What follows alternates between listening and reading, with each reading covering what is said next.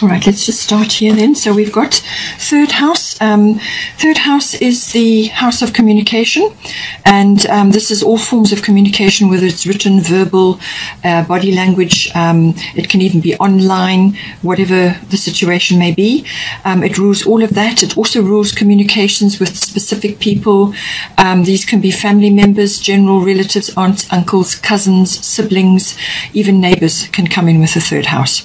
It's, you could also be it could also be communication with a wider audience. So this could be hearing news as well, or receiving information or receiving news, contracts, documents could be coming in, or you could be initiating that in some way. It can also be things like gossip, hearing things, just hearing things from wherever you are or whatever is going on in your life. But it's also about short journeys. A short journey may be coming up for you. And this usually involves car travel or maps. So it's a trip that needs to be planned. So possibly that will come in for you as well. But all forms of communication are very, very important. Specifically, contracts and documents may come up for you. So we've got Mercury. Mercury rules the third house. So we've got a very strong Mercury influence for you, and Mercury rules your sign, as I said. So this, I feel, is going to be very, very important. Mercury is all forms of communication again, but it's also the analytical mind. It's the mind itself. And this can be in the form of learning, sharp wit, very humorous. It's also analyzing things. It's also weighing things up. It's research. It can also be expression, as in teaching or, delivering messages. It's also about the energy of like walking your talk. So actually, living your purpose, but walking your talk. It's also about sincerity, being sincere, because sometimes with the Mercury energy, it can make you a little bit glib, or come across as being a bit scatty as well. Too much talking, sales talk, almost gift of the gab. That can all be included in this. But it can also be, as I said, the assimilation or the understanding of things, whether this is verbal or whether it's through research, learning, something like that. And it's got, as I said, a very strong communication aspect to it. So I would say that this is about choosing your words with care, especially if you've got Mercury going retrograde, which will happen on the 29th of May. But there's normally a little period before that. Sometimes it's about a week where you start to notice that Mercury slows down, and that can actually already create this effect where communications can sometimes go awry, and your electronics and your computers and things go on the glitch, your cell phone and so on. All of those sorts of things can happen, but it can also come down to communications. If you can avoid signing anything or doing any contracts during that period till the 22nd of June, there's also a little shadow period afterwards. So all of this, but certainly communication is strongly featured during this period. So, but it's a really, really, really good period to go within and actually to assess whatever you're planning or whatever you're trying to initiate, whatever you're trying to project or to start or to initiate or to sign and make happen. It's a good time to pull back if possible and actually go over all aspects again. It's like back to the drawing board. It's a very, very important time for Mercury retrograde. So to go over things again, research, do more, go over things, check all the details, triple check them. And if you feel that you are struggling with Mercury retrograde, then ask somebody else who may not be as much affected. You can go over things for you as well. So very, very important, but all forms of communication. This can also be listening.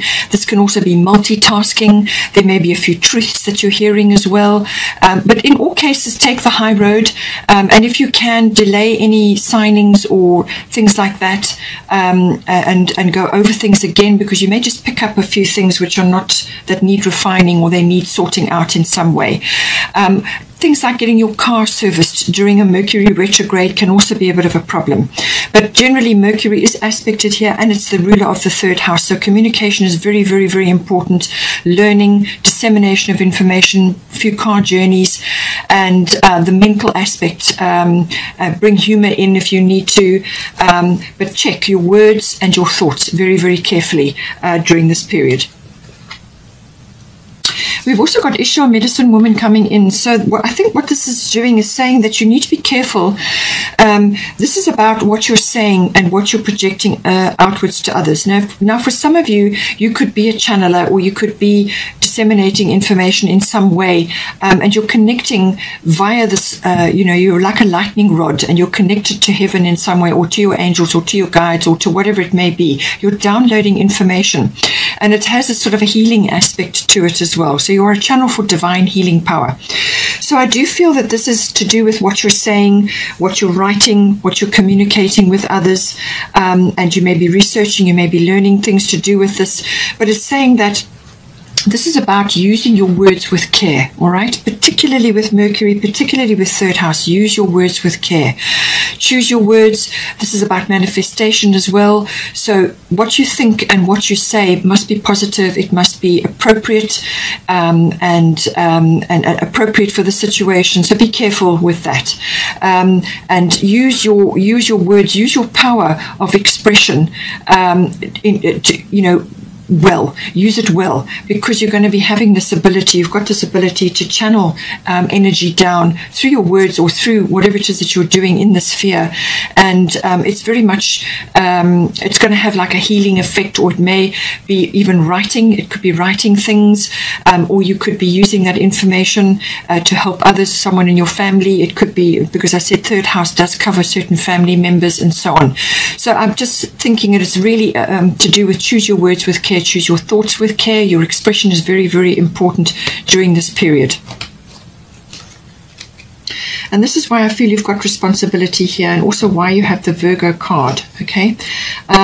So take responsibility for what you say and your actions, and whatever any contracts or any negotiations or documents that you may be reviewing, be responsible with your actions. And also with, as I said, don't come across as being insincere or glib, or, like a sales pitch. This is all about doing things with integrity and being responsible for what you're saying. All right, so just be careful with that. Now we've got here the 8th house, endings and beginnings. So the 8th house is always about cycle shifts. So this is very much about something ending and something beginning. Now, it can be a big cycle that you've already been through. You may be already in the ending, or it has ended, and now you're going through that transition phase where you're starting something new. Just take it as it resonates for your situation. 3 and 2 is 5, so definitely May is important for this. Now, it can be endings of all kinds, and it can be beginnings of all kinds. And this can also be something finance related. So you could be ending the way you have been operating financially up until this point, and you're changing something, and you're now trying something new. You may be changing your portfolios. The finance aspect of the 8th house is big, so it's all a big money. So this is normally your investments, insurances, assets, banking, tax comes in, and in some cases it can be, like your, any kind of investment, anything big, and it's also to do in certain situations. It can be legacies or inheritances may come in with this as well. It's also about sexuality. So for some of you, this may be more of a focus, and it may be that you're coming into connection with somebody because there's a beginning here, and you may be have ended something, or you may just have been gone through a long cycle of not having a partner. Now you're coming into connection with somebody. But normally the 8th house is after the 7th. So the 7th is the house of commitment when it comes to relationships, and the 8th house is how the relationship or the partnership, it can be a business partnership, how is that going to work from a material and emotional resources point of view. So how are the nuts and bolts going to hold that relationship or that partnership together? So it can be finance related. It can be all the really serious parts of a relationship. This is about how the nuts and bolts of that kind of relationship or that partnership. How is that going to work? It's also handling other people's money does also come in with this this card as well. The other aspect of this is death, but this is not necessarily a physical death. It can be for some people, but it's usually something like an ego death, or some aspect of your life falls away because you don't need it anymore or you've outgrown it. So that's where the cycle shift comes in. So you've had something in your life for a long period of time, it falls away or just dissolves, and now something new is preparing to come in. And it's in some cases it can be an ego death where you've got used to having things in a certain way, emotionally or whatever, and now you have to shift and change out of that and realign your life. It can also be about birthing things. This can be birthing new conditions. This is where the cycle shift comes in, the beginnings, birthing something. It can be birth as well, actual birth, but it's usually to do with conditions in your life. And this house also deals with, it's quite a deep house. It can be psychic knowledge coming up as well.